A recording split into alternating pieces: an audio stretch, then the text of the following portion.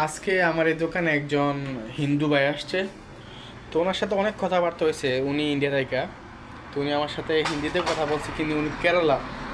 তো উনি বললেন যে আমি আজকে 11 বছর ধরে সৌদি আরবে থাকি। তো আমি 11 বছর একটা জিনিস খেয়াল করলাম যে সৌদি আরবে অনেক লোক আছে যাদের টাকা পয়সা অনেক বেশি, মানে যার তুলনায় আমরা কিছুই না। ঠিক আছে। তো দেখি যারা বাঙালি ভাই আছে, পাকিস্তানি ভাই আছে, তারা সৌদি আরব যার টাকা পয়সা বেশি তার সমানে সমানে দাঁড়ায় নামাজ পড়তেছে। কোনো ইয়ে হয় না, মানে কোনো ভেদাভেদ নাই যে বলতেছে যে তুমি বাঙালি, তুমি পাকিস্তানি, তুমি পিছনে দাঁড়াও, সামনে আইবা না, এমনি দাঁড়াইবা না, এরকম কিছু নাই। উনি আমাকে যেটা বললো আর কি, আমি খেয়াল করলাম। উনি যখন আজান হয়, মানে নামাজের সময় উনি অনেকবার খেয়াল করছেন, কারণ 11 বছর ধরে সৌদি আরবে আসেন। ওনার তো মুসলিম ফ্রেন্ডও আছে, অনেক কিছু উনি জানেন, দেখেন। তো উনি খেয়াল করছেন এই জিনিসটা, যে এরকম কোনো ভেদাভেদ নাই।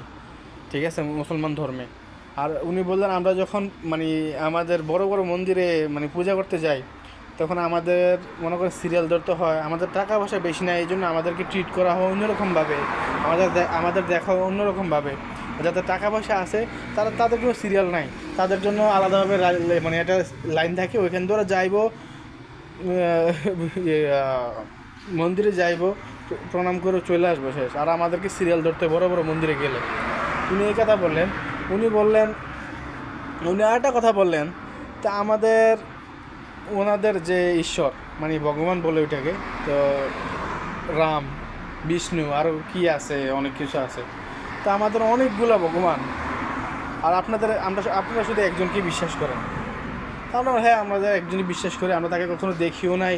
ঠিক আছে, আমরা বিশ্বাস করি একজন আছে, আমরা তাকে অনেক ভালোবাসি, আমরা তার জন্য ইবাদত করি।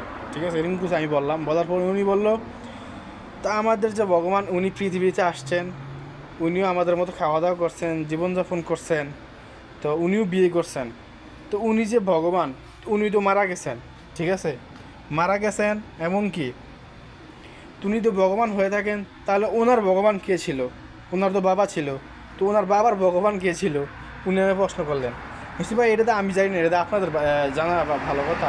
কিন্তু আমি যেটা শুনছি, আপনাদের গীতার মধ্যে নাকি লেখা আছে আপনাদের ভগবানের কোনো আকার আকৃতি কিছু নাই, মূর্তি পুজো বা মানে সঠিক না, এটা বলা আছে। আমাদের কোরআনে বলা আছে মূর্তি পূজা হারাম, এরকম কিছু বলা আছে। উনি বলছে এটা জানার পরেও মনে করেন আমাদের ভারতবর্ষে এসব ওরা, কি বলবো, মানে এসব ওরা বিশ্বাস করে না, এই আর কি। মানে সব কিছু জানে কিন্তু ওরা মানে না, এই আর কি। তাই উনি বললো, উনি আর অনেক কিছু বলছে। আমার মনে হচ্ছে লোকটা যে